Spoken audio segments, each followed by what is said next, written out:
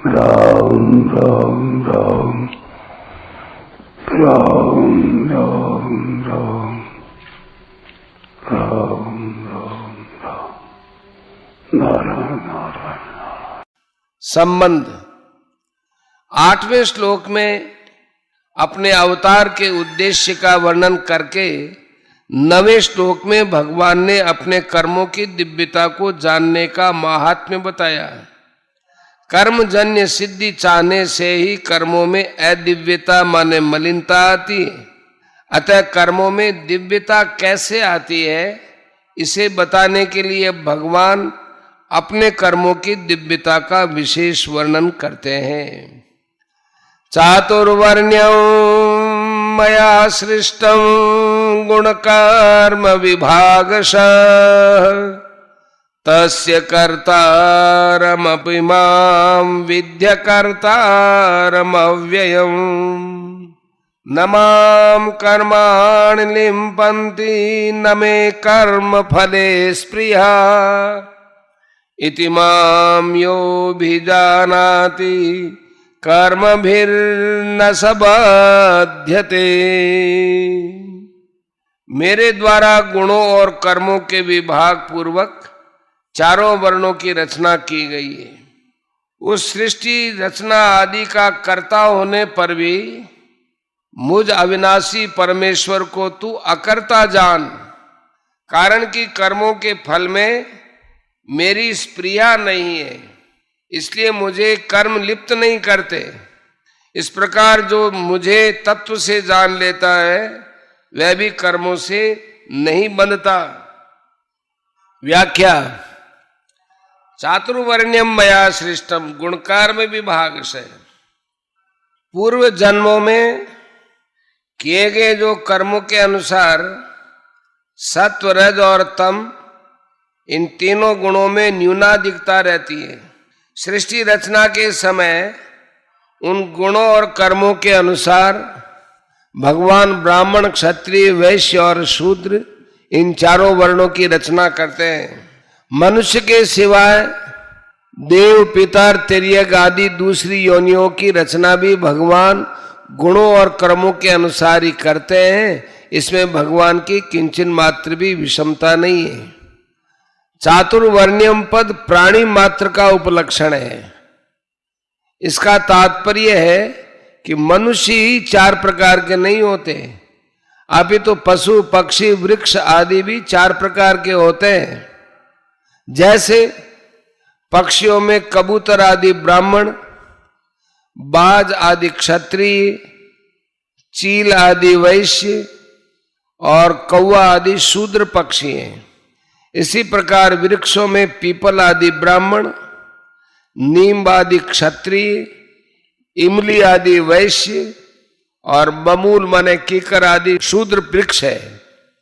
परंतु यह चातुर्वर्ण्यम पद से मनुष्य को ही लेना चाहिए, क्योंकि वर्ण विभाग को मनुष्य ही समझ सकते हैं और उसके अनुसार कर्म कर सकते हैं। कर्म करने का अधिकार मनुष्य को ही है। चारों वर्णों की रचना मैंने ही की है, इससे भगवान का ये भाव भी है कि एक तो ये मेरे ही अंश हैं, दूसरे मैं प्राणी मात्र का सुहृद हूं, इसलिए मैं सदा उनके हित को ही देखता हूं। इसके विपरीत ये न तो देवता के अंश हैं और न देवता सबके सुहृद है। इसलिए मनुष्य को चाहिए कि वह अपने वर्ण के अनुसार समस्त कर्तव्य कर्मों से मेरा ही पूजन करे। 18 का 46। तस्य कर्तारम अपि माम विद्य कर्तारम अव्ययम। यह अकर्तारम पद कर्म करते हुए भी कर्तृत्वाभिमान का अभाव बताने के लिए आया है। सृष्टि की रचना, पालन, संहार आदि संपूर्ण कर्मों को करते हुए भी भगवान उन कर्मों से सर्वथा अतीत निर्लिप्त ही रहते हैं। सृष्टि रचना में भगवान ही उपादान कारण है और वे ही निमित्त कारण है। मिट्टी से बने हुए पात्र में मिट्टी उपादान कारण है और कुम्हार निमित्त कारण है।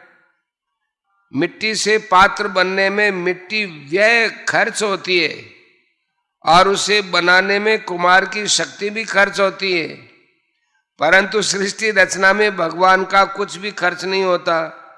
वे ज्यों के त्यों ही रहते हैं, इसलिए उन्हें अव्ययम कहा है।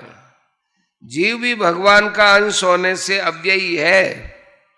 विचार करें कि शरीर आदि सब वस्तुएं संसार की है और संसार से मिली है, अतः इन्हें संसार की सेवा में लगाने से अपना क्या व्यय हुआ? हम तो स्वरूपतः अव्ययी रहे। इसलिए यदि साधक शरीर, इंद्रियां, मन, बुद्धि, धन, संपत्ति आदि मिले हुए सांसारिक पदार्थों को अपना और अपने लिए न माने तो फिर उसे अपनी अव्ययता का अनुभव हो जाएगा। यह विद्धि पद से भगवान ने कर्मों के दिव्यता को समझने की आज्ञा दी है। कर्म करते हुए भी कर्म सामग्री और कर्म फल से अपना कोई संबंध न रहना ही कर्मों की दिव्यता है। नमाम कर्माणि लिम्पन्ति नमे कर्म फले स्प्रिया। विश्व रचना आदि समस्त कर्म करते हुए भी भगवान का उन कर्मों से कुछ भी संबंध नहीं है। उनके कर्मों में विषमता, पक्षपात आदि दोष लेश मात्र भी नहीं है। उनकी कर्म फल में किंचन मात्र भी आसक्ति, ममता या कामना नहीं है। इसलिए वे कर्म भगवान को लिप्त नहीं करते।